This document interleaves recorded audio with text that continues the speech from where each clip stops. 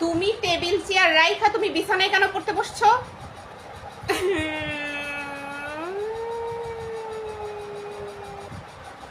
আরে কাঁদতেছো কেন? আমি তোমাকে কাঁদার মতো কিছু বলছি? তুমি তো বকছো। লক্ষ্মী মামনি আমার। আচ্ছা ঠিক আছে, আমি তোমাকে আর বকবো না। এবার বলো তো, 2 থেকে 2 বাদ দিলে কত থাকে? 5 হয়। 5 থাকে? 5 থাকে? 5 থাকে?